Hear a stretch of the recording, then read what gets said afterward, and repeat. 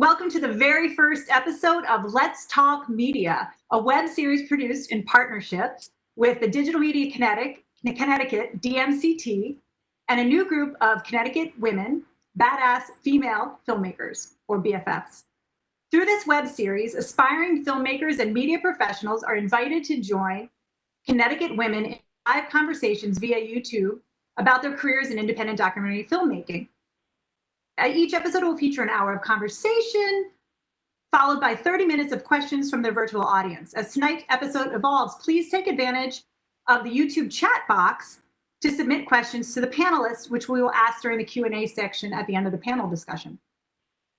Now, let me introduce myself and the panelists. I'm Heather Elliott Familaro, and I'm the department head for digital media and design in the School of Fine Arts at the University of Connecticut, where we just started a new BFA major in digital film video production.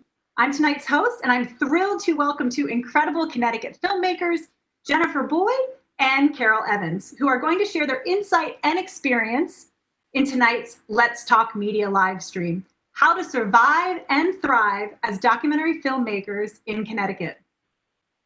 So, Miss Jennifer Boyd, hi Jen, is a multiple Emmy Award-winning producer, director, and owner of Boyd Productions. And we're going to paste that link into the chat box there so you all can see that. And she has produced more than 25 documentaries and 40 music entertainment shows. Good Morning America recently called her documentary, 3 Seconds Behind the Wheel, groundbreaking. Jennifer's work can be found on American Public Television, PBS International, and Amazon Prime Video. And her projects have been written up in Forbes, Rolling Stone, Playbill, USA Today, the New York Times, Billboard Magazine, and more. Jennifer is currently producing and directing The Street Project, an inspiring story about a massive movement across the US and around the world to reclaim our largest public spaces, our streets. In addition, she's directing a 5-part series on the history of Las Vegas and a documentary on the Mesa Verde National Park. And let me show you a little short clip on that work. Just give me a second to get that open and share the screen.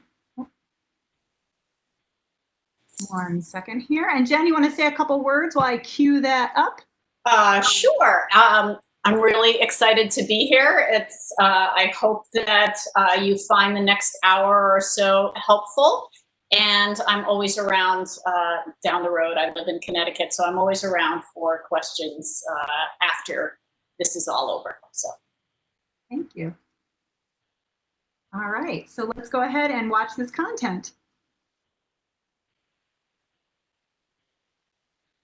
Hello. Hi. You got him? Yeah. What's up? Hello. Oh. Hey. Right now?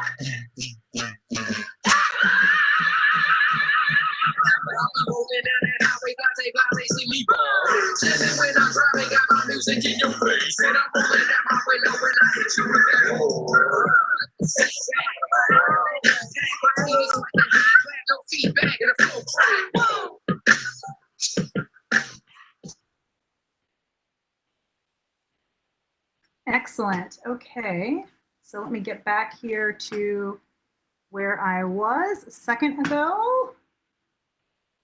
All right. Here's Karyl. Hi, Karyl. There you are. All right. We have a slight delay there. She's popping in. Miss Karyl Evans is our next panelist. So Karyl is a 6-time Emmy Award-winning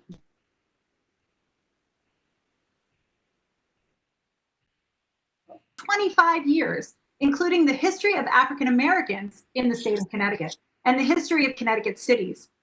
Ms. Evans is in the early stages of working on a new documentary project about the history of Indigenous peoples in the state of Connecticut, which is funded by the Connecticut Humanities. For her last film, Letter from Italy, 1944, A New American Oratorio, Karyl directed Academy Award-winning actor Meryl Streep, who narrated the film.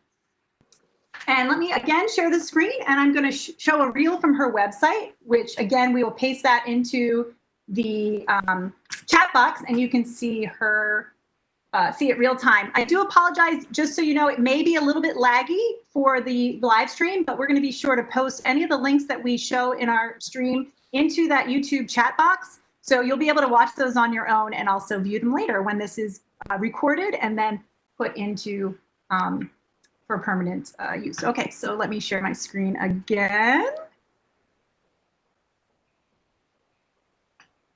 All right, here we go.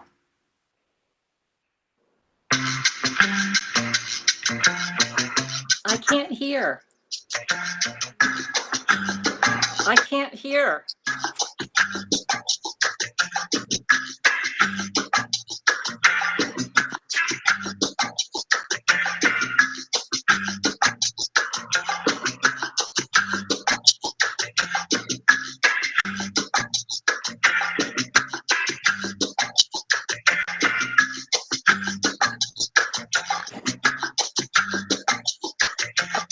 Out here.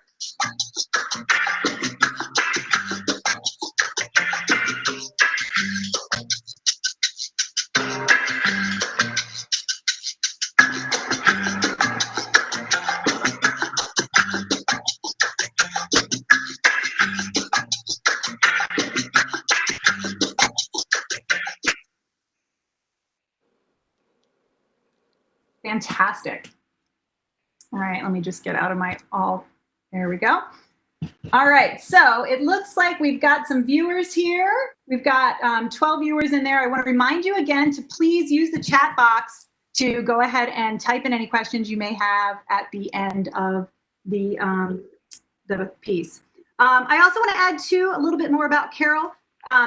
She has produced and directed a 10-part series for Connecticut Public Television about elder issues, as well as a series of short documentaries on CPTV and the state of Connecticut on the state's greatest cultural treasures, including the Florence Griswold Museum, the Hillstead Museum, and the Grove Street Cemetery. Mrs. Evans was a full-time professor at Southern Connecticut State University from 2005 to 2007, teaching all aspects of filmmaking. So she's been there. She knows what you new students are up to. And most recently, Ms. Evans produced a passion project about the landscape artist Beatrix Farrand, which the filmmaker screened at 80 venues around the country. And she's currently a fellow at Yale University and is the owner of Karyl Evans Productions, LLC in North Haven. And welcome, Karyl Evans. It's great to be here. Thank you. Thank you. Thanks to both of you for joining us tonight. This is so exciting. Okay, so let's get started with some questions, and we will then again get to everyone's additional questions afterwards. So as we're asking the questions, or if either Karyl or Jennifer say something that you're really excited about or want to have a follow-up on, again, please use that chat box so that we can then answer those questions in about 45 minutes. All right, so let's start at the beginning. So at the beginning of your careers, how did you educate yourself from within your field? Karyl, do you want to start? Sure. Well, I actually, I started as a horticulture major. So I always said to my students, really, you know, you can start anywhere and you can then decide to go into a career in media. So once I really decided what I wanted to do, in my family, you got a degree. So that's what I did. I was living in Connecticut. And so I decided to go to California, where things were happening in the 80s, and got my master's degree. And I took every course there was in video production, along with writing a 200-page thesis. So you know, that's how I got that initial education. But as soon as I graduated, I pursued a first job just in anything, because I just needed to learn as much as I could. And while I was in school, I also did a number of internships. And what I realized was that's almost how you learn what you don't want to do. Because when I worked in news, I thought, oh, I just have to work in news. Hated it because, you know, it turns out it's always bad. On an ABC affiliate in San Diego with the highway shootings at that time, saw my first murdered person, you know, fires and all that. And I thought, well, that's not really great. And then I did an internship with a variety show, and that was fantastic. You know, it's just so much more fun. So I'm a feature person. I'm really not a hard news person. So I really feel internships are great. And then I went to get the first job at a TV station as a production secretary, but kind of any way you can get in to start figuring out what part of the business you want to do is a great way to do it.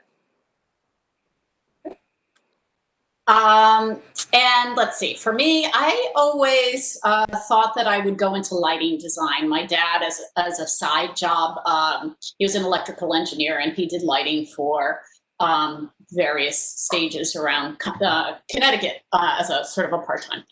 Anyway, so I went to college. Well, I started doing lighting in high school, you know, the different productions in high school, design. And then I went off to the Newhouse School at Syracuse. And once, I'd say within the first 2 months at Newhouse, I realized that there was a much bigger world out there. That lighting was really great and cool, and maybe I would do that. But boy, it was really interesting to produce or direct or be a DP. And so suddenly the world opened up. And then I realized along the way through internships that I really wanted to direct, I really wanted to produce, and I really wanted to do documentary production. I did come back to Connecticut, and I have to tell you that my entire professional career has been based out of Connecticut, and I'm thankful for it. It's an awesome home base, and I highly recommend it to everyone. And I will tell you that, you know, we get to travel, we get to do things around the world and locally, but it is possible to have a vibrant career here in Connecticut.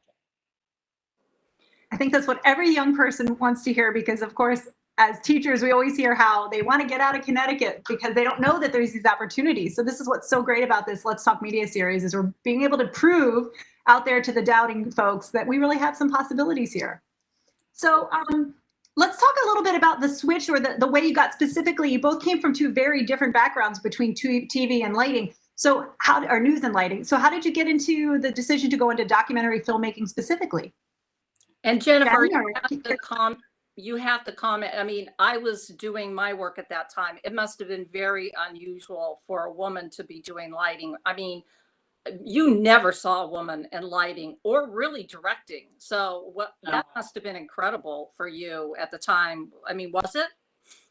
Yeah, so I often, and I'll just tell you this really quickly. I did do a bunch of internships in Manhattan, and then paid gigs, and thought I would do feature films and commercials and that sort of thing. And really, when they talk about the Me Too movement, and I think back to the 80s and 90s, it was,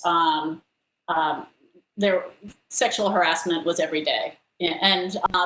And there really were no women that were directing and producing at the time in those worlds. However, when it came to television news, to documentary, the PBS world, there were a group of women that had paved the way, that first generation, and they might have been hard assets.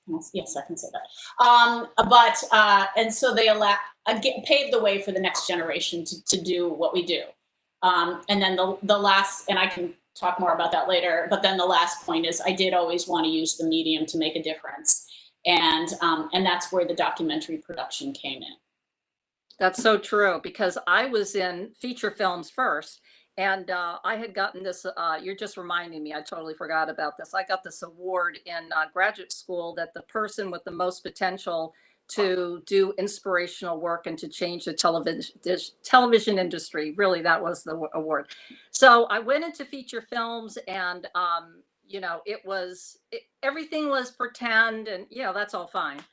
But it wasn't until I did a documentary. I got a chance to do two. One was when I first got to LA, and it was within the first 3 months of being in LA, and I'm 25 years old. And the woman who I'm doing the film about, who's a costume designer, said, well, I've decided the 3 people I want you to interview: John Huston, John Frankenheimer, and Robert Wise, who directed Sound of Music. And I'm like, I have died and gone to heaven. Within, 3 months, I'm interviewing these people. So that was just the incredible people you get to meet that did real things. And then I was hired on a PBS documentary called Legacy of the Hollywood Blacklist. And we were talking with the wives and the children of the actual Hollywood 10. I just got chills because these are the real people that went through it. And to me, that was so much more satisfying to hear their stories and gratifying, and then to give them a voice because they felt voiceless. And to me, the power of being able to tell these stories was so important to me that I said, that's it, documentary films. So that was sort of your hook moment then. Jen, do you have a similar hook moment? A hook moment. Well, no. A passion project? The passion project. I will tell you, all along, as I started to think about where I wanted to go with this career, it's a very different process for me. And that, yes, I knew I wanted to make a difference with the medium and tell stories, and I didn't have specific stories. But I also had a strong feeling about what I wanted my life to be like.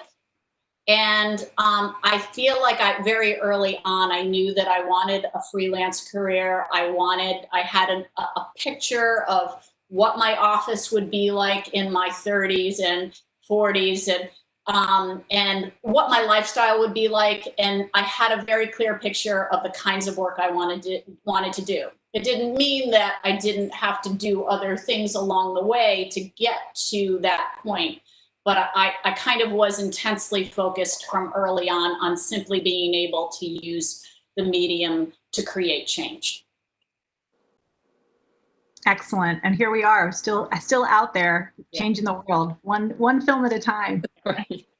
So let's do a little bit of a shift, because I know there's a lot of students and new filmmakers and aspiring filmmakers out there that are sort of not sure exactly about the roles that there are within the documentary filmmaking industry specifically. So what are some of the major titles, and what does that person do in each of those roles?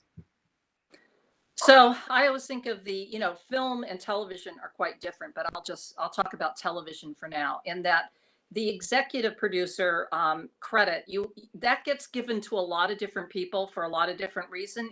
They could have been the person who brought the idea to you, or they found some money, or they introduced you to the, like I work with Meryl Streep.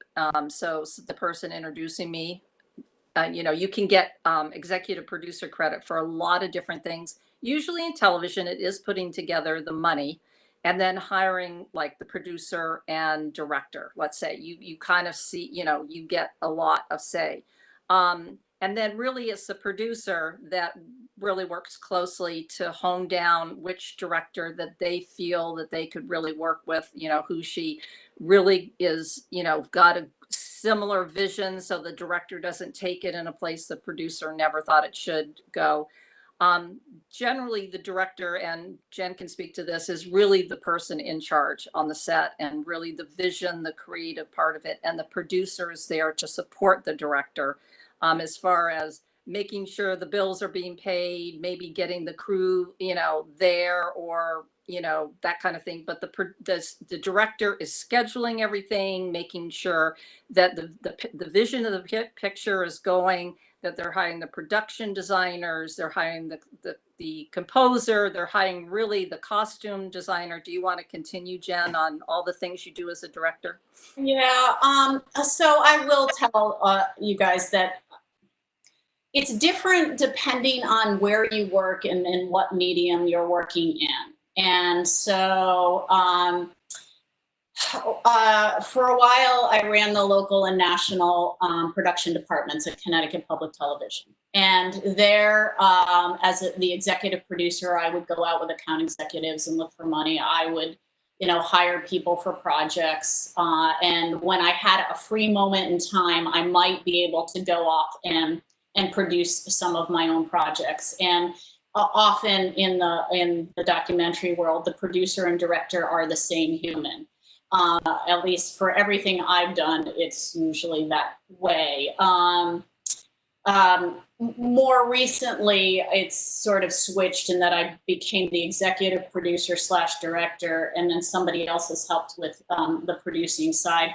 And what that really means, the executive producer is at the end of it all, in charge of all the legal stuff, in charge of making sure it's all the contract stuff, making sure the insurances are correct, liability, disability, deal memos with everybody you work with, and I can talk about that another time.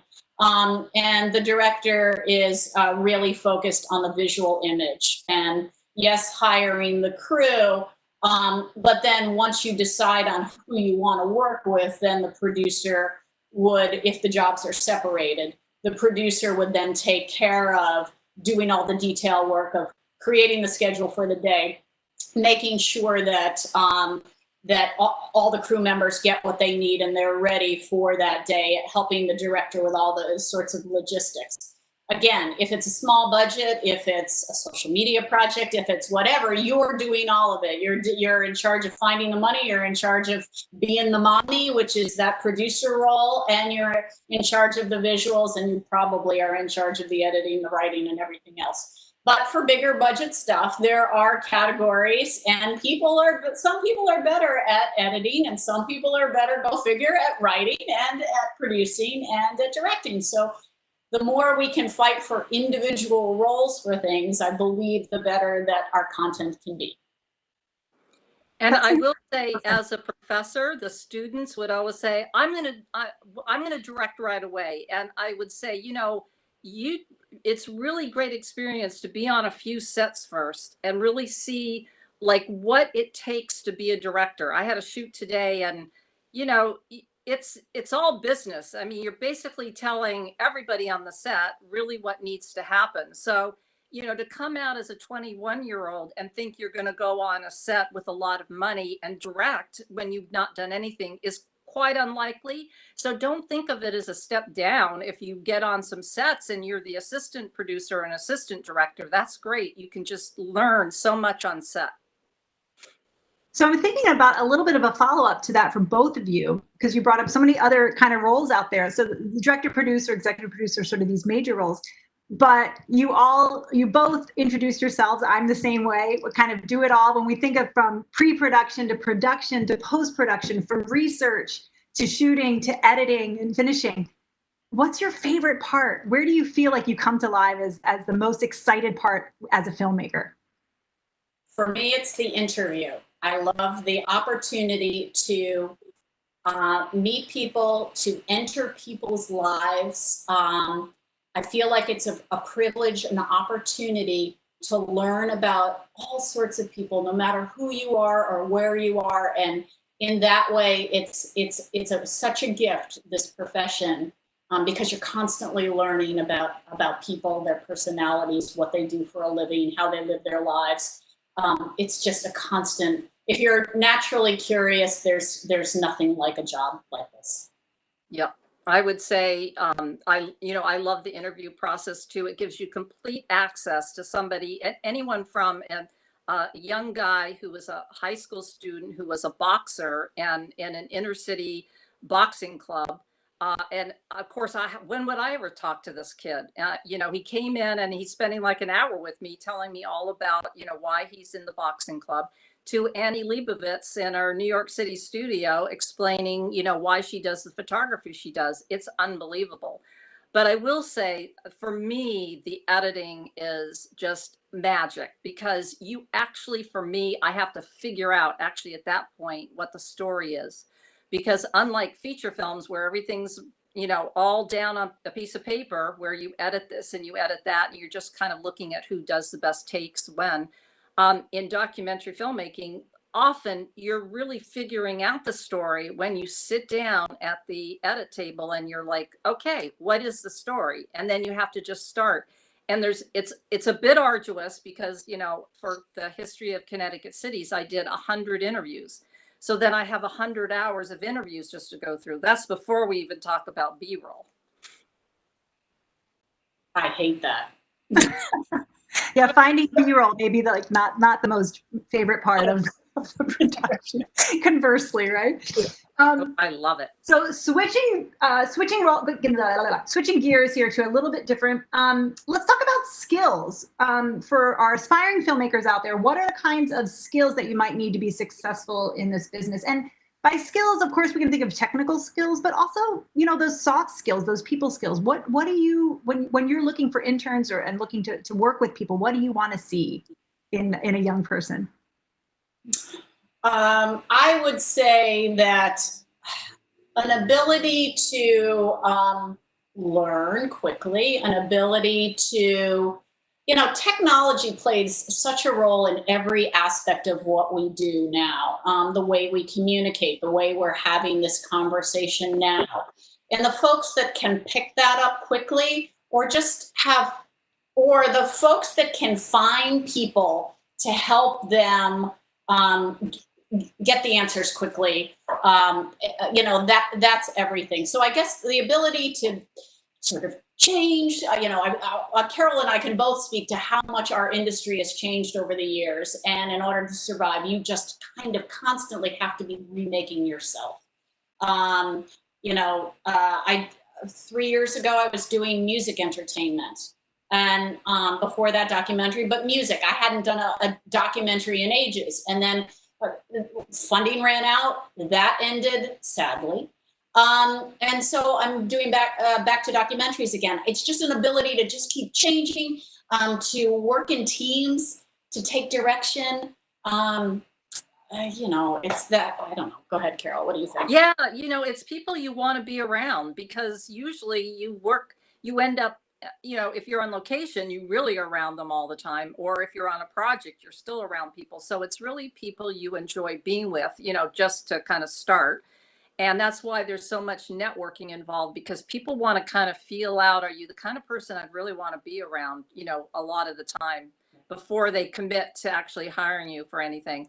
But it's being resourceful. I remember at the DGA, the way they picked the trainees for the Directors Guild of America is they brought all the students in and they said, go find this list of 20 things. And it's literally, how resourceful can you talk people into stuff? Can you find things? Can you think of a way to get it? I mean, that's all the things that happen on a set. You got to tell people, you've got to be quiet for 30 minutes and be so nice about it. And then somebody needs, you know, a stack of pillows, and you've got to go find pillows. And then somebody needs an arrangement, and you got to go ask somebody, can I take the arrangement off your desk? Very resourceful, but very respectful, you know, not arrogant and bullying in any way. So there's a lot of people skills and a lot of organizational skills. And until you get to the top, you don't have to be like, you know, artist creative, because it can almost be, when you say a faux pas, it can almost be annoying as the director on the set and a production assistant tells you where they think you should put the camera. I mean, the other person's been there for 20 years, so that's really not your role at that point, unless you're asked. And then, yeah, they want to know what your opinion is, and that's great. So I would say, you know, being respectful of what everyone's position is, and then being resourceful.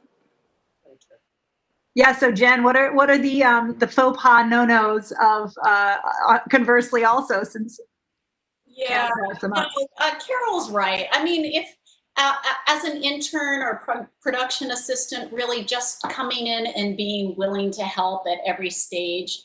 I remember my first jobs were, you know, I'm working on these commercials, and you just had to look busy. And even though you felt so awkward and you didn't know what your role was, and everyone was kind of your boss, and you would just have to make sure you were standing attentive. You kind of walked around. It was so awkward, but you know, you just have to be there, ready and willing to help. And you're right, you just have to understand your role of just being willing to help, but staying back a little bit, because if you start interjecting, people will sort of shy away from you and not want to bring you back on a set again. Or so, but we certainly love and need the help and want folks working with us. So, but I know people feel that way. Yeah. So when did each of you decide that you were going to start your own production companies? It's a huge deal. How long ago was that, if I dare ask? And what gave you the chutzpah to go ahead and make that huge commitment? Jen, do you want to start? Sure. Okay. So like I said from the beginning, I pretty much always knew that I wanted to freelance. I think that I liked the freedom and control of having my own business. But I did work. I directed news for a while, which was really not my personality. It was the hardest job I've ever had. But I learned a lot, and there are plenty of jobs like that. But I will tell you that you will take early on where you feel like you're just sort of building character. But really, right from the beginning, I was freelance. And to tell you the truth, now even more than when I first started, really the majority of jobs are freelance. There's no doubt about it. I guess I've forgotten the question. When did I? Oh. So to me, it wasn't bravery. I'll end by saying that for me, job security is being freelance because I have lots of different clients.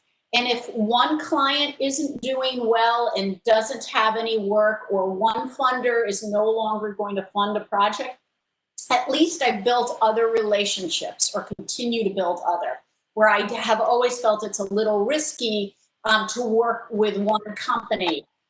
My one company, really, aside from Channel 3 WFSB, where I directed news early in my career, was Connecticut Public Television, but they were a client for a long, long time. Then I came to work with them and loved them, and I learned so much from them. And then, then I got laid off, okay? So, but thankfully, I had still had, freelance work on the side, and then I was able to pick up my business again. And that happens all the time in our industry. I've never heard of a permanent gig as like a documentary filmmaker. Maybe some people do it, but basically, and you do grow if you change, from my first station was a independent television station, worked at a feature film company, worked for Shelley Duvall at her production company for Showtime. Then I did a little thing for ABC affiliate in New Haven, CPTV I've worked with since 1990. And so it wasn't, I guess, when I started getting commissions. So I get this commission. I'm working as the head of the Media Arts Center, which is actually where I met Jennifer back in like 92, 93. And I get a commission to do this film. And I said, why are you asking me to do the Amistad film? Well, you're just, you grew up in Connecticut, and, you are the typical person we're trying to, tell the story to, the story that, nobody seems to know. And so we want you to do it. And so anyway, I did that. And then I wrote a grant to do another film, African American Freedom Trail, and did that one, won an Emmy. And then I did the history of African Americans in Connecticut, won 3 Emmys, and that was in 1999. And then I decided I said, oh, okay, I guess I'm going to be able to do this. So I started my company in 1999. And although I've taken little departures when there's been, say, a recession, like I taught for 2 years full time at Southern, for the most part, I've always tried to do other jobs on the side. I will say when I worked full time at Southern, I didn't do one other film. It was so overwhelming to be a full-time professor. Oh my gosh. But other than that, I've always tried to do, sometimes it's classroom videos for the Yale School of Management. Sometimes it's an animated series. Sometimes it's a 1-hour documentary. Sometimes it's a 30-second marketing spot. It's just whatever comes up, you've got to do if you have your own company. With that in mind, then, starting your own company, you both talked about sort of diverging from like working for someone. And I think, of course, it's so difficult, particularly with the cuts in public media in particular, that have happened over the last 20 years. I'm sure there were many independent filmmaking companies that came out of those cuts from supporting public broadcasting in particular, and independent production. So how do you find clients for projects, and for you to produce, and then to keep those clients and to keep building those relationships? And related to that, if it makes sense to talk about it together, would be the funding, with that, because it's kind of two-step: the clients, the funding, if you have those passion projects, the things you really want to work on. Okay, so I have two things here. Well, probably many, but whatever, I'll say two. Um, when you first get started in the field, it's very tempting to go where the money is, right? And in Connecticut, the money might be in corporate video, and that may be fine and wonderful. But if you're somebody who wanted to do something different and you start in corporate video, it will be really hard to go do something else because corporate video pays very well. Or it might be advertising, but you find that you want to do something in social media. Well, advertising pays pretty well. So to start with, being true to what you want to do early on when money doesn't matter quite as much, they call it the golden handcuffs. You just have to be very sensitive to that. And the reason why I say that, though, is because there certainly may be times where you're doing projects. Now, this is for me because I knew I wanted to be a documentary filmmaker, where you're doing other projects like corporate projects, like nonprofit projects, whatever. And that's wonderful. And I appreciate those projects. But down the road, building those relationships has been and continues to be helpful for my documentary work. So some of my funders now that I have for my documentary projects, I built early relationships with on the corporate side. Some of the nonprofit folks taught me or helped me with contacts that eventually led me to my documentary work. So I guess the moral is stay focused on what you want to do, but that's sort of the way I've found clients by just staying focused and looking at corporate and looking at nonprofit, looking at some, and I can elaborate afterwards. Yeah, it's like being open to really everything. And you know, my sister jokes that every time she comes to visit me, whether I'm at Home Depot or in the grocery store, I'll always run into somebody and they always say, "We need a video." And so she goes, "All you have to do is like walk around town and everyone's saying, 'We need a video.'" She saw that twice while she was visiting me at different times. So it really is about the networking. And so many young people I find, I have a son who's 26. They don't want to like use a network. You know, they like, "Oh no, you know, I don't want to call my mother's friend who's a producer on CBS this morning." You know, it's like, why? Because there's no other way they would ever meet you. And you're really good at what you do. You'll have to prove yourself in an interview. You'll have to prove yourself if you ever get a chance. But I say use every network tool you have. I mean, I get clients when I go to, say, the Connecticut Women's Hall of Fame. I met the president of the Girl Scouts, and she said, "We need a video." And so then I go to the gala for the Elm Shakespeare Company, and I meet the head of the New Haven Symphony Orchestra. "We need a video." I mean, really, that is the way it happens for me. The other thing is, I would say the old adage, never burn your bridges. Sure. Oh my gosh. So I've been working at CPTV for 30 years. If I had acted like a jerk, 30 years ago, just think of 30 years worth of projects. Is that really worth a little tiff? No, that's why you pretty much let things go, by. You don't make a huge, thing out of somebody, ate potato chips on the, just take them aside later and say, when I'm interviewing, please don't eat your potato chips on. So it's just, that's what I would say about, just don't burn your bridges. So have either of you, I mean, the other thing when I think about, Connecticut has some very strong, Fortune 500 companies. Have either of you had any opportunities to sort of build relations from that corporate work with either like a foundation or somebody who's passionate about a project or a community that they want to do something that it kind of led to a totally unrelated documentary project? Well, Jennifer has a great something to say about that, and I'm going to go plug in. So Jennifer, you're great. It's on you, girl. With Travelers. Yes. Okay. Yes. So early on, I started to do work with Travelers, and I guess I should say really early on, I was doing work with Connecticut Public Television and had a relationship with some folks at Travelers. And we started to think about projects that made sense. And I guess the moral of the story is I think Travelers has funded 6 of my documentaries over the years. Maybe 7, I can't remember now, but it's gone on for quite a long time.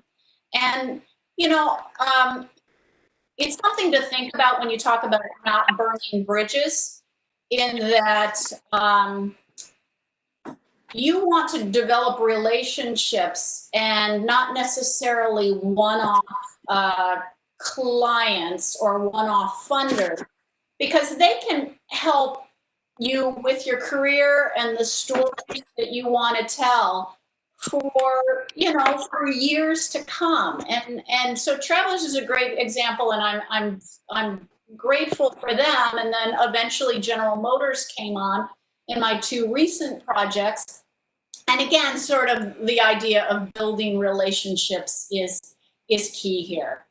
And it happened with some nonprofit folks too. So, you know, yes, you can get those initial, develop those initial relationships, and then you keep going with them. And Travelers in particular was a perfect client, because they always respected that wall between sponsor and content storyteller, and which is very important in the public television world.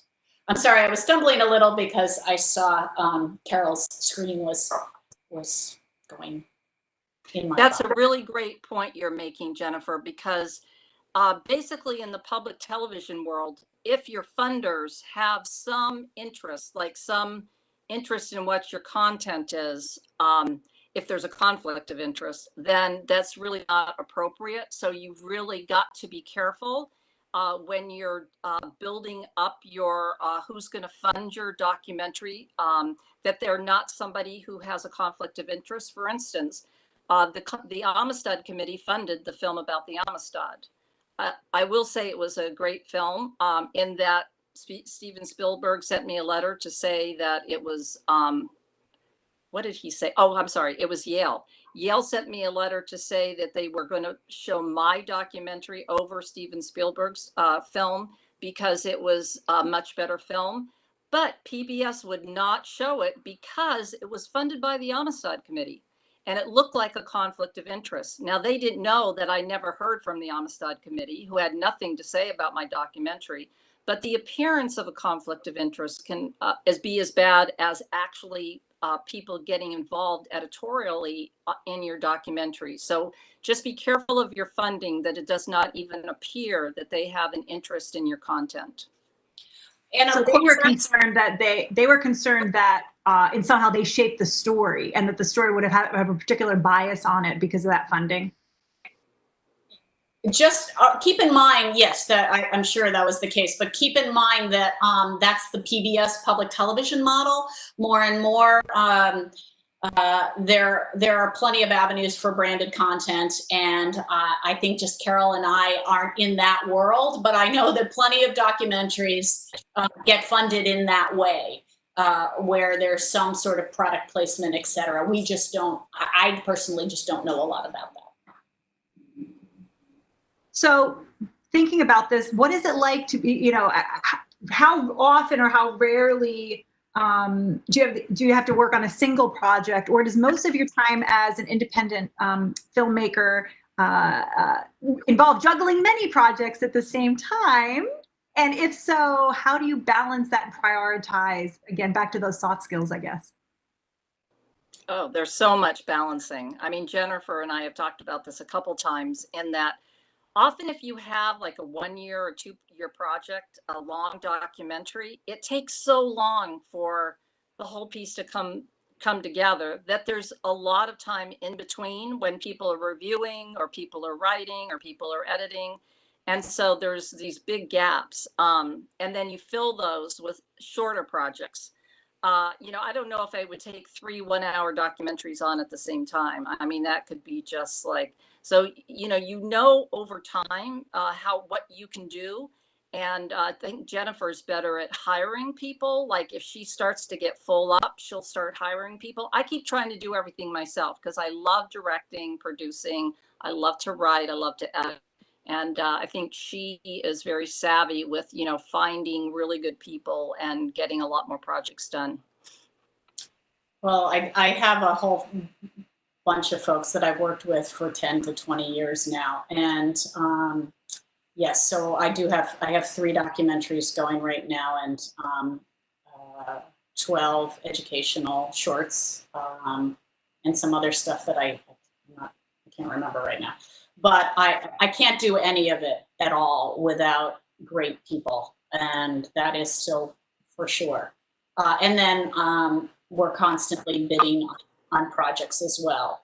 And I think part of it is I'm just so nervous that when something, that funding might fall through for something, or for instance, in the case of the pandemic, I had to cancel 30 days of shooting in 4 countries. And, my husband's a stay-at-home dad who is sort of is a photojournalist, but now he doesn't have any work. So I just thankfully the educational projects have picked up and the documentary work is on hold, at least for a little bit. There's the research and post-production that's happening, but I can't shoot anything. So I don't know. So I take on a lot, and then I just find what I call angels, people that are great at what they're doing, and to help. Are there any sort of logistical tools that you use that help you in managing the projects, like in regards to the process, whether it's pre or post or? For me, in the Las Vegas series, it's essential. We actually did a workaround, and there's a tool called Lightroom. It's an Adobe product, and it's not meant to be used this way, but our crew there's a producer here in Connecticut. Our writer is in Copenhagen. The researchers are in Las Vegas. There's researchers in Washington, D.C. and in New York as well. And the editors in Boston. And so we needed to communicate on a weekly basis. And our part 1 was a little bit of a mess on the backside because we were trying to figure that out. Part 2, it worked it was amazing because we were able to all look at all the same visual images through Lightroom, make notes, and then we passed hard drives around, or we uploaded and downloaded, but we are also working in 4K, so that's really cumbersome. So anyway, so that's a good sharing tool. And then of course, things like Zoom and for communicating, and then all the usual stuff, the Google Docs. And I just use Vimeo when we're trying to all look at the same cut together. Or, there's a way to make your comments. So we use Vimeo and it used to be that you could never say where in the film it is. And with the player, then people can actually note the time code. We used to have to burn the time code into each version of the tape. So it's all made it a lot easier. That's for sure. That's an awesome tool. Absolutely. I send that to clients, and then they can make notes right in the middle of the video. Oh, so great. Yeah. Well, and so you both did a great segue. I'm going to skip around in our plan a little bit because, there has been these major changes. We're in the middle of the COVID-19 pandemic. And so these kind of tools for collaboration and being able to work remotely. I mean, we couldn't make films when everything was analog. How many years ago was that? 25 years ago, 20 years ago. We couldn't work. We would have been all research and pre-production, right? So how has this COVID-19 pandemic modified and impacted your work since, I guess, March? Well, Jen just said I think you had the biggest impact with 30 canceled days. Thankfully, which gets back to having a bunch of projects at the same time. Thankfully, Las Vegas Part 2 was in post-production, so there was that. We weren't shooting. And the Mesa Verde project is still in its research stages. We need to go to Pueblos, and the Pueblos were hit very hard, and so we're not shooting that yet. The educational stuff has been great in that they are single one-day shoots. And so once it became safe, and it started like July 1st, I think was our first shoot. And and I have a shoot tomorrow, and then a shoot in August. And I think it was everybody's first shoot on that July 1st day on the crew I was working with.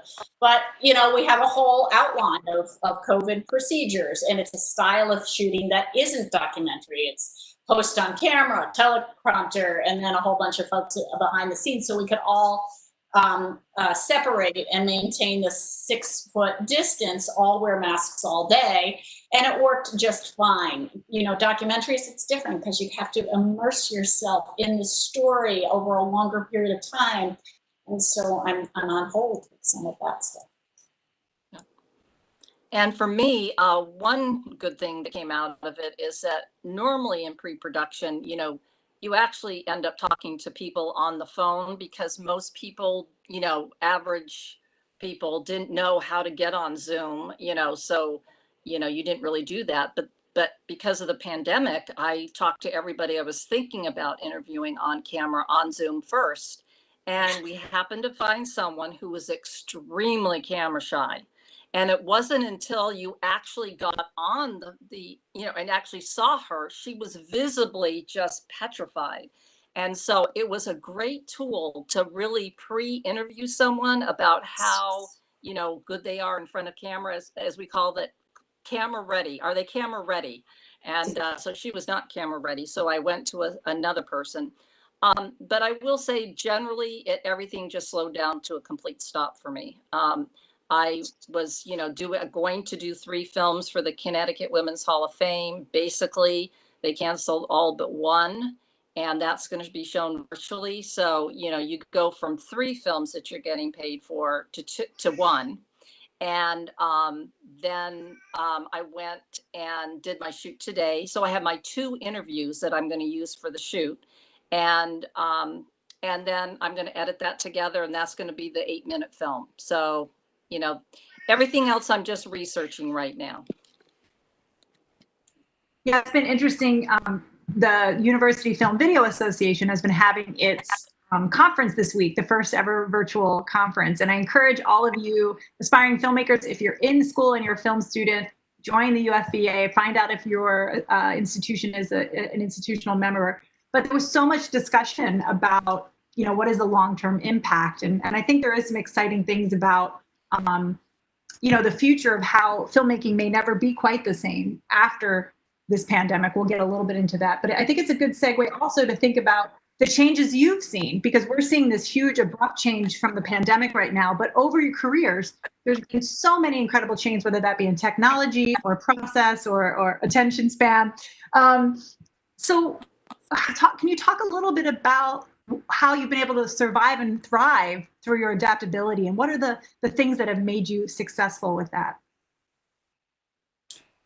Well, I will say that when I first started my career, I had no idea how to edit. And as a producer, a director, a writer, those are self-explanatory. But the editing was a much more technical process that required understanding of particular hardware and software. And so at a certain point, it became apparent that if I was going to work and afford the budgets for documentaries, I would have to learn at least how to offline. So I went and took some classes and learned at a very basic level Avid, and a very basic level Premiere, and then what was the other, Final Cut.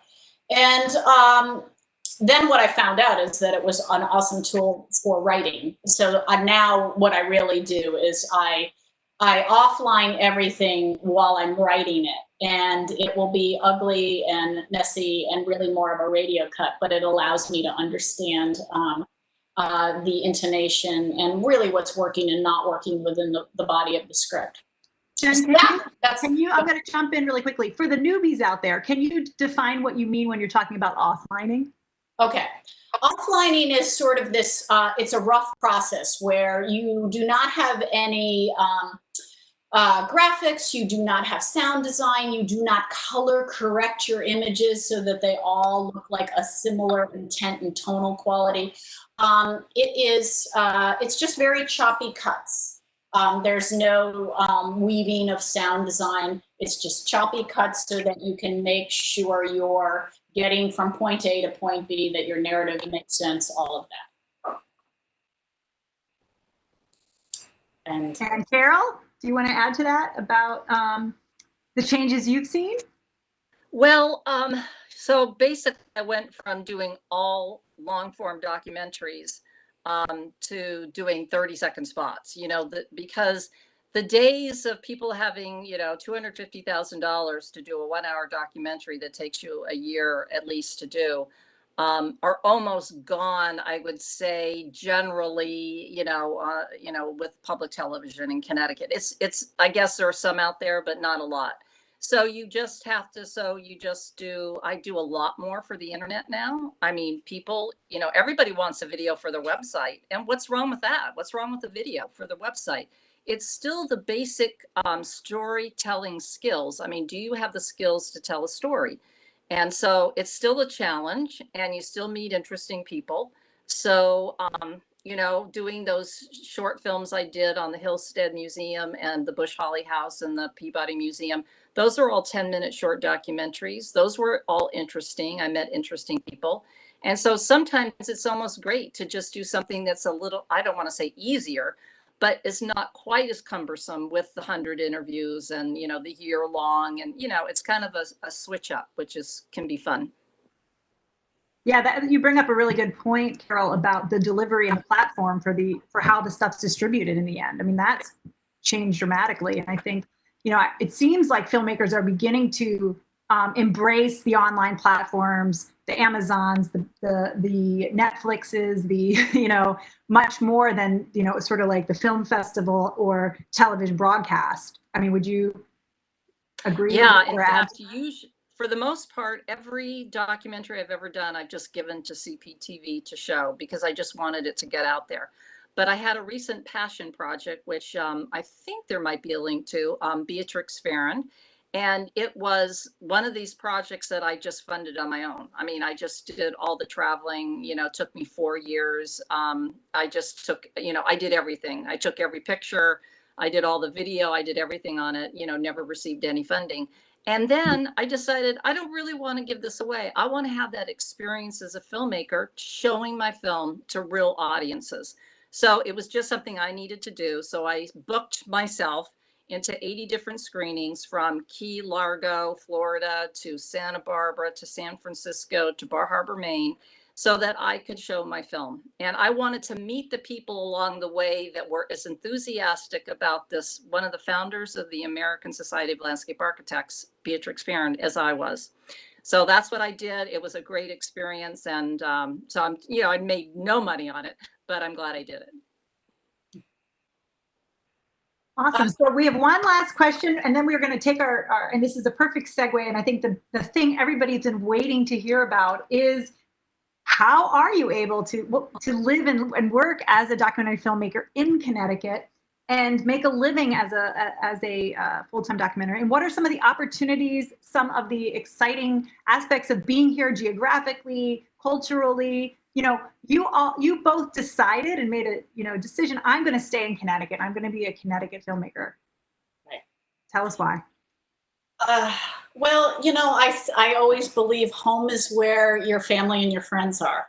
And I tried to live in New York for a little bit, at least as a production assistant and as an intern. And, it just wasn't for me. I just like nature, and I like being out in, I don't know, taking walks among the trees. Anyway. I've always believed that you could work anywhere. The technology now has proven over and over again that you can work anywhere. And most of the summer, I'm working in Vermont. There are co-working spaces up there, and it's easy. And then you just, until COVID, you go and you fly or drive to where your subjects are.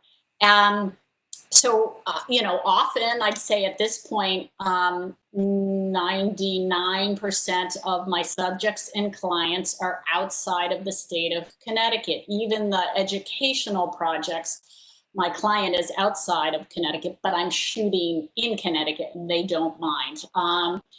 So I really believe you can work from anywhere, and so home is where your family and your friends are. And that's really why I came back to. I have two sisters, four nieces and nephews. My mother's here. And it was the same thing. I was in California for 10 years. I lived in Arizona for 7, Texas for 3. I've lived in Kentucky for 4. I've lived a lot of places, but, my family was here. And so the same thing, quality of life, I really wanted to be around my family. But for 30 years, I have found, or as Jennifer would say, 20 plus. For 20 plus years, I have found the history of the state absolutely fascinating, from the very first documentary on the Amistad through the history of the Yale School of Medicine and the history of the New Haven Green and the history of crime and punishment in Connecticut and on and on. Everything has been basically about the history in Connecticut, and I've gotten to shoot here. Now, I was a mother bringing up my son, so I really needed to be in Connecticut. I wasn't able to fly and be at different places, so I arranged to have my studio here at my house. I could, stay up and edit till 2 or 3 or 4 in the morning and be here with my son and everything I needed to do. So I just made it work. I was muted, sorry. That's awesome. I think a lot of us out there know that as mothers, as fathers, or at someday future parents, that means a lot when you have people around, because it is going to be a lot of late nights and a lot of long editing sessions. So that support is great. So let's go ahead and got some questions here from the audience. This one comes from Jackie Lightfield. Jackie would like to know, when interviewing public figures, do you need to get releases for a documentary? I do. Absolutely. I get a release from every single person that says anything in front of the camera. Do you have a type of form that you use or a good resource that we can share with people to what that document should say? Well, that's probably legal advice. So, I had a lawyer look at a form and make sure that it worked for the particular projects. And the main points are that you're asking for all rights, for all future uses, for all media, whether it's been invented or not, in perpetuity, and also that there's no payment. So write your own, but basically you just want clearances to be able to use it for any purpose, and you are agreeing that they're not getting paid for it. I'd say those are the two crucial things. Anything else from you, Jennifer? Yeah, I will tell you that just working in music entertainment, it's if they're really big public figures, they're going to want to see the release ahead of time, and their agent will take care of line by line edits to that. But that's a whole different ask, and it wouldn't necessarily matter whether it was a documentary or an entertainment show or whatever. But there are lots of great samples out there for releases. So, you can look around and see what works for you. But I would just add to it, because I see a lot of times with students, they get so busy on their productions, they forget that part.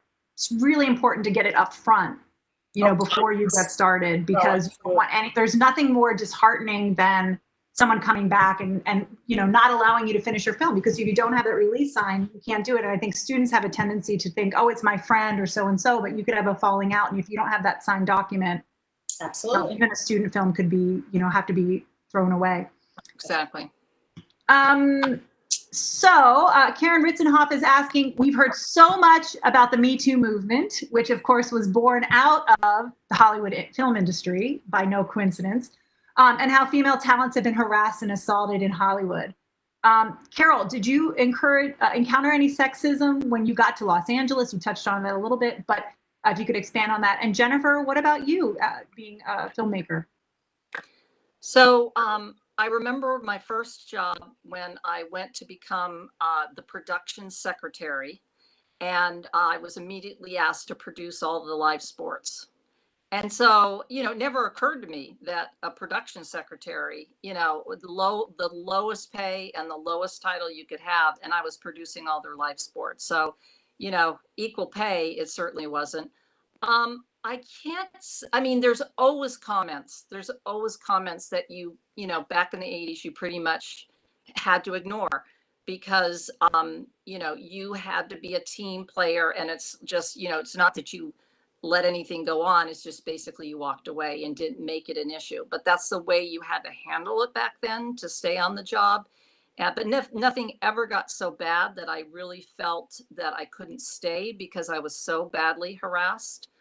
So I didn't have to deal with, you know, specific harassment that made me so uncomfortable I had to leave. I just as a side note, one of the techniques I have used throughout my career to figure out how much I should get paid is that every year, every couple of years, I would go around to my male friends who are also freelancers who do similar work. And I would ask them what their day rates are. And thinking that I was probably charging the right amount and you know, I should have lots of experience, blah, blah, blah. And sure enough, every time they were making more money than I was. And it wasn't because they, you know, their client gave them more money. It's because they asked. And so I have tried to make sure that I am working or being paid at the same level. And the only way I know that is if I cross-check with my friends who are willing to share that information. Now, we all make choices in life, and they may be doing different kinds of work that would naturally pay more. But it's just a strategy I've used that has helped me. I think I've already talked about the sexual harassment stuff. So on the other side of this, I think in particular to documentary, and this shows certainly in the Oscars and the number of female filmmakers in the documentary that have been nominated, category over the last few years, comparably to the narrative feature films or other categories. It's the one area where we do see more women filmmakers. Suzanne Murphy asks, do you think that women have a different style of establishing relationships than men do? Thinking more about the approach to gentleness, she's put gentleness rather than domination, not sexuality, of course, but, you know, in regards to the interview, in regards to creating a film, what do you think about, you know, why you're drawn to it or why other women might be? Well, it really stems from opportunity and money. Because documentaries cost a lot less than a feature, I think more women are given a chance because the funding is so much less than like a major motion picture. When I worked with Taylor Hackford in the 80s, it was starting at 8 million. You know, that's just a minor kind of feature film. So you're more likely to get the money if it's, say, you know, I don't know, $500,000, or a typical PBS documentary that I was making in the 80s was $250,000. So, you know, I will say it's about the money. So then you have more opportunity because more women are given the opportunity because more of the men are taking the higher price items. You know, we were having a discussion about this as far as, you know, I hope in a way that, you know, if you saw two films, you wouldn't automatically know if it was a man or a woman, because I think that we are both capable of doing things. But I do think, you know, for instance, we were looking at one of Jen's films, and she, in one of her Las Vegas films, and she had included this wonderful female character. And I thought to myself, I don't think a man would have thought of bringing that character to life the way Jennifer did. It was just so magical to then, again, you see yourself reflected in this really gutsy woman in the West back in the day.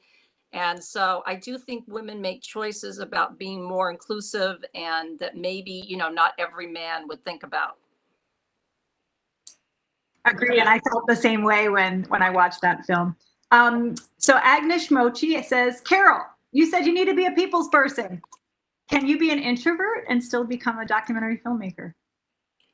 I do think so. I think you become so interested in your subject that when you sit down, you know, it's basically all it is a conversation in a way between you and the person. All of my documentaries, I don't include myself. I'm not really on camera at all. I'm just having this very personal conversation between me, and you kind of get lost in it, you know, what you're talking about, what they're actually telling. In fact, that's one of the biggest tips about interviewing, is to really listen, because so many people look down to their next question instead of saying, wait, that was really interesting. I didn't even think of that. What's all that about? So that's a very personal relationship, and you don't have to be Jane Pauley on camera, you know, and be extroverted and feel great in front of a crowd to make a really great documentary and be a good interviewer.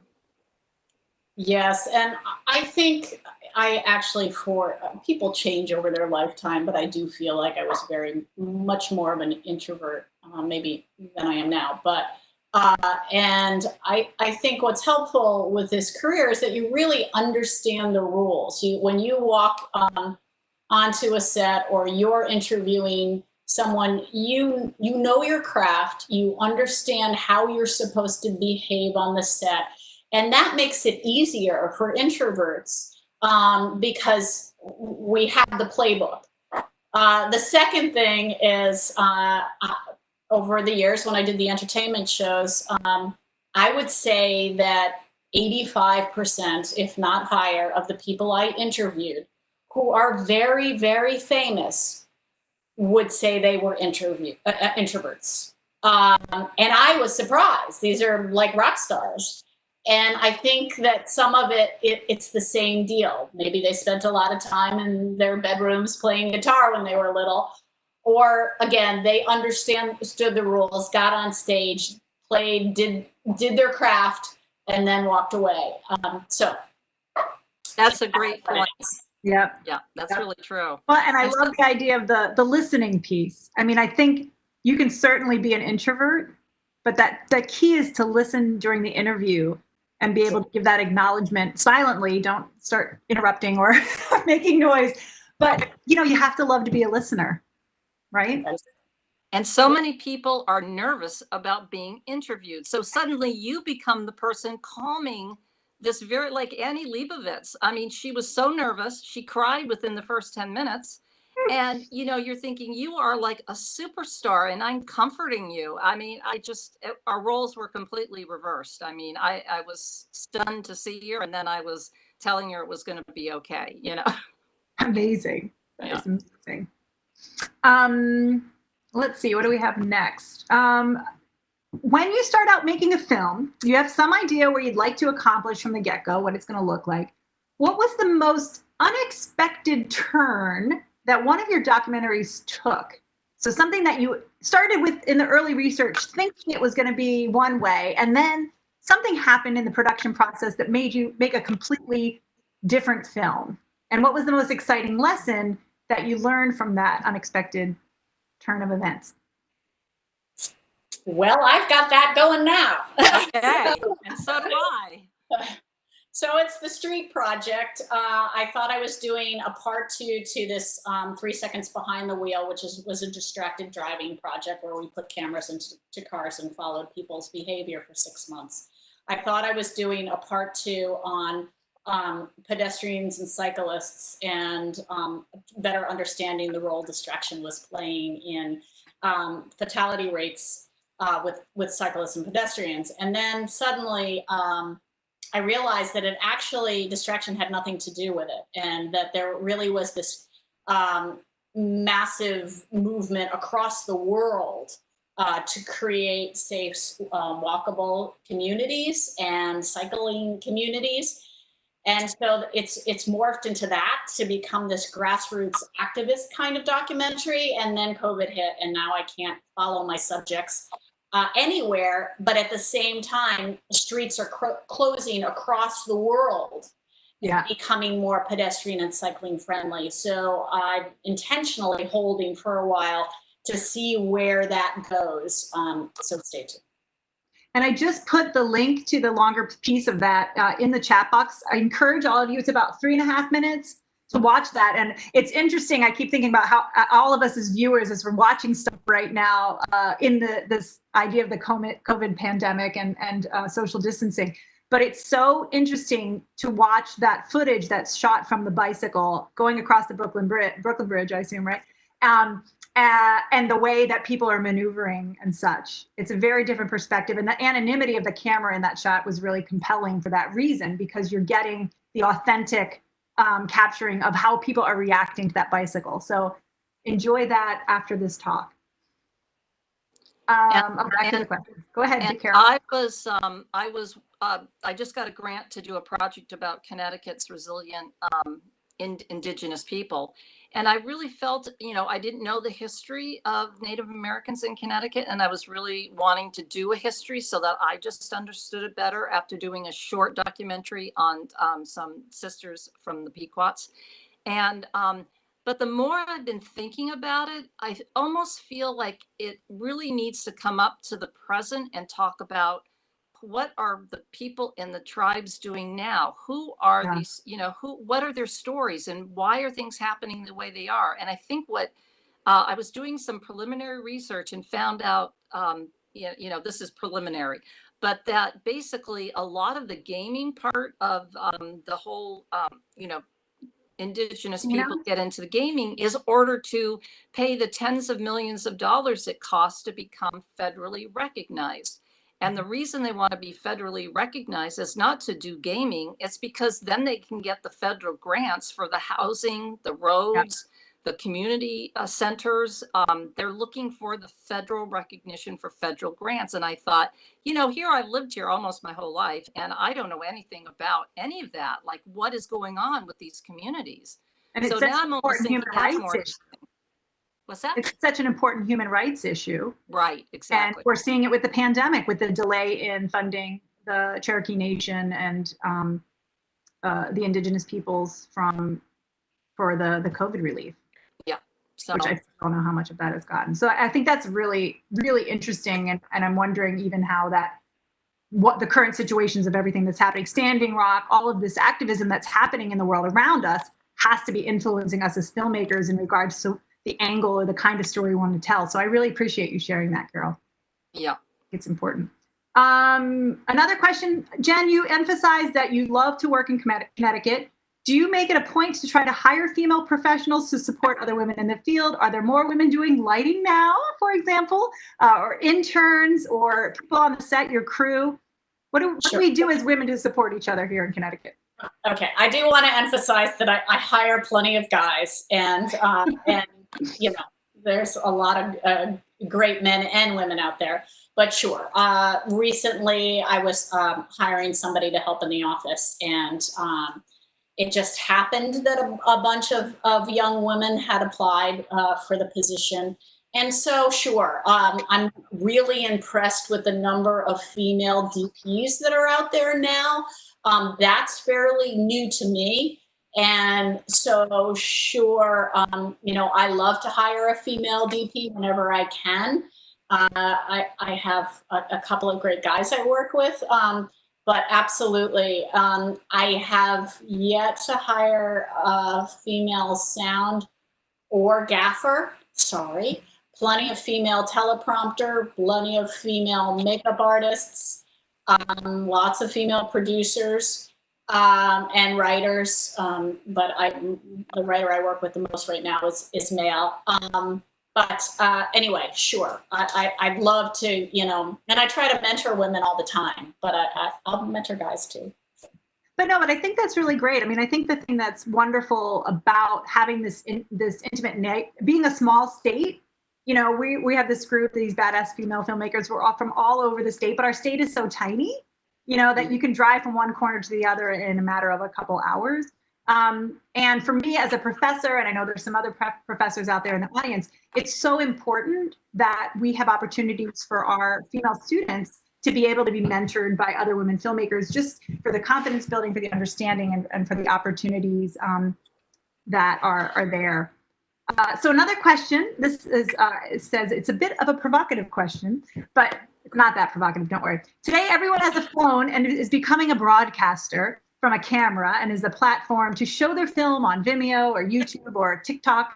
But what makes a filmmaker in this day of media saturation and delivery and content production?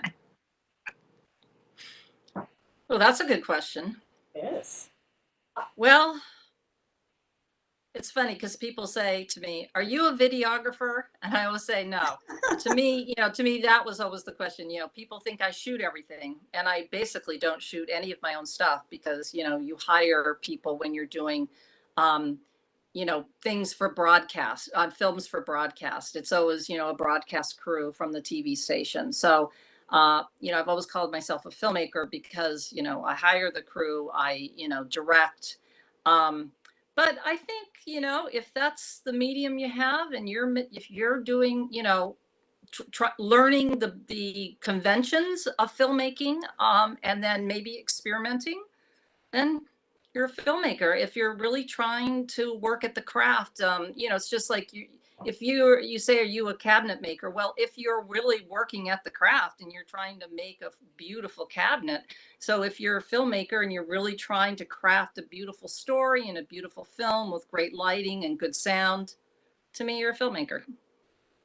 It's all about the story. It's always been about the story. It doesn't matter what platform, whether you're on TikTok or on Instagram, TV, or whatever. It's all about the story, and it doesn't matter. It matters less and less what type of equipment you use. I do strongly believe that even if you're using your iPhone, that good lighting makes a huge difference.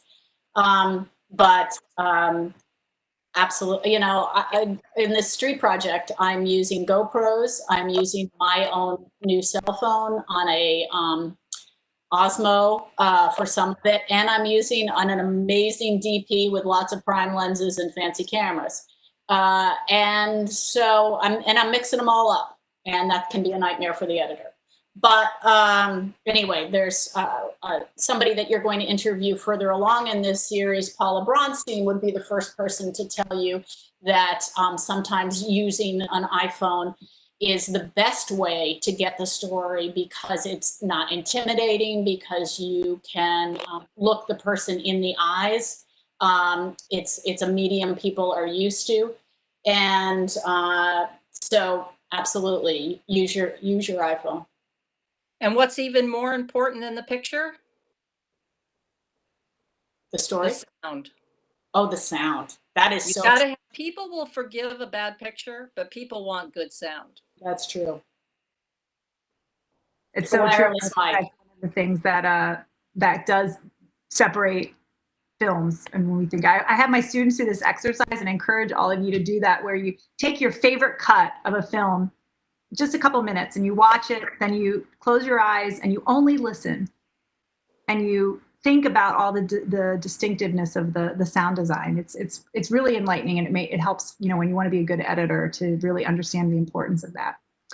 Another question, and we've got about maybe one or two more questions, and we're doing great. This is fantastic. You talked a little bit earlier about collaborative, and we were talking about those soft skills. Do you like to work in teams? Do you always work with the same camera person and audio person, or the post-production editor, or do you sometimes do many positions yourselves? Like when regards to collaboration and maybe cooperation, what are some of your preferences?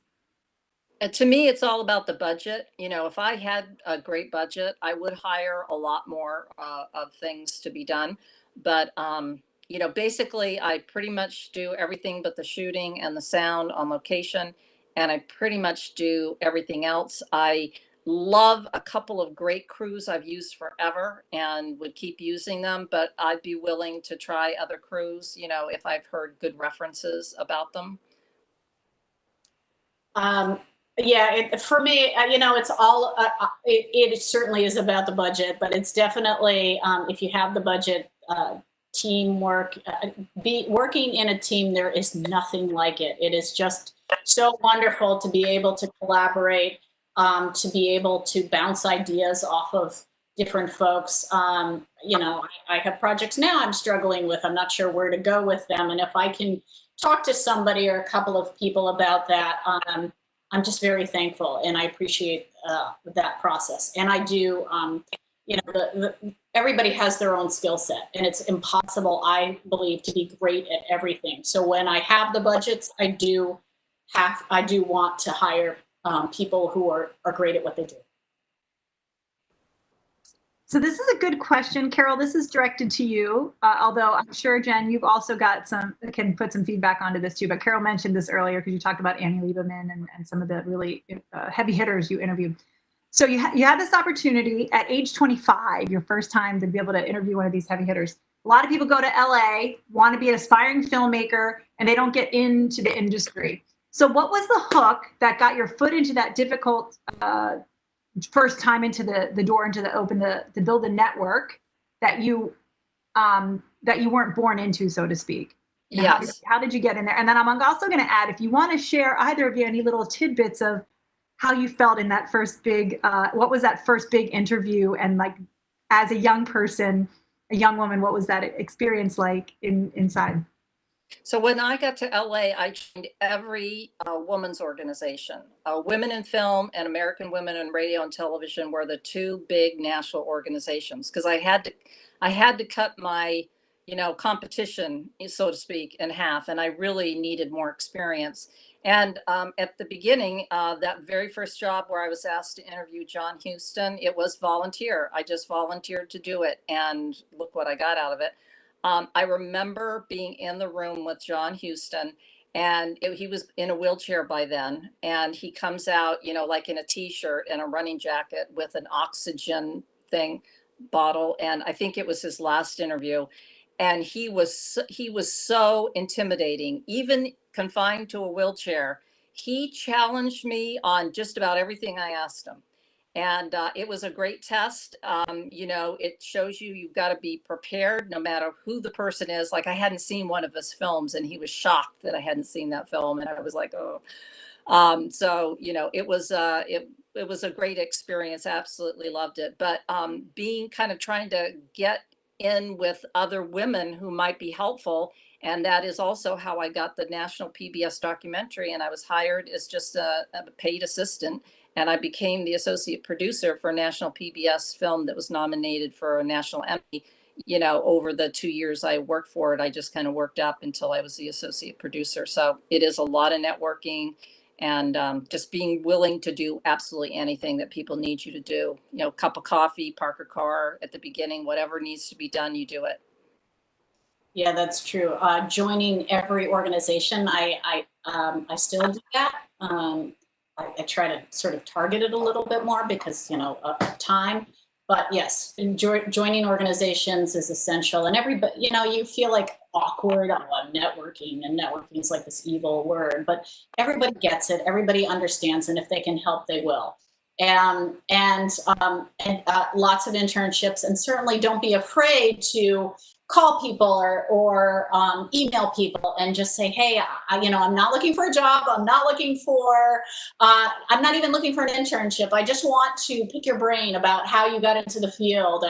And if you just talk to a bunch of people, email a bunch of people, most people are happy to help in some way, or to at least tell people how they did it and maybe pass along a few contacts.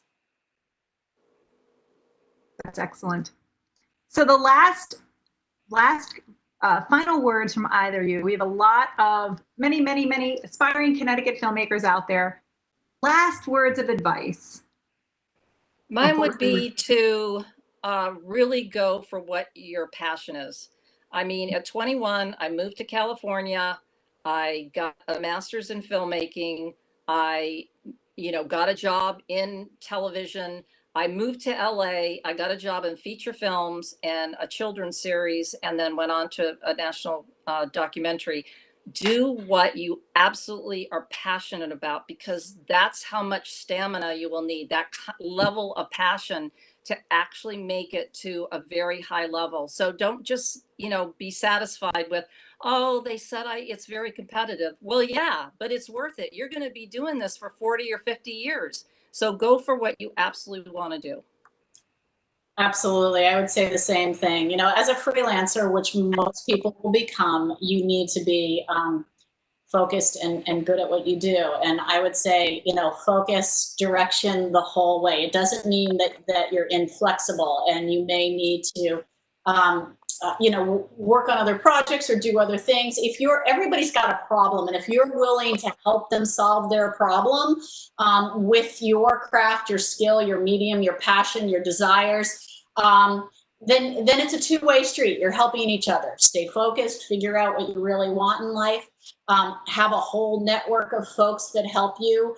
I saw that there was one question about something about being alone or doing it on your own, or I don't know. Oh, were either of you married at first? And I would say, yeah, having somebody that supports your back along the way is really, really helpful, because it's hard, it's time consuming. Just stay focused and hopefully know what you want and go for the money. Don't worry about the money, it'll come later. Well, that is some awesome advice. Ladies, it has been such a pleasure to be able to spend this time with you tonight. Thank you, thank you, thank you for your time. Thank you. Thanks to the Digital Media Connecticut and the Connecticut Office of Film, Television, and Digital Media for producing this show. I want to invite you all to tune in on Thursday evenings. It'll be every other Thursday for the next several years for the continuation of the Let's Talk Media series. We've got several planned shows, including our next one on August 13th, which is The Power of Documenting in the Moment with the incredible journalist Paula Bronstein. She's actually in Portland right now documenting the protests. So this is some really, really important work that she'll be sharing with us. Then we've got Finding the Network After Graduation, Taking Advantages of Opportunities, which will be on August 27th. We'll bring Karyl Evans back, and we've also got Tracy Heather Strain coming on.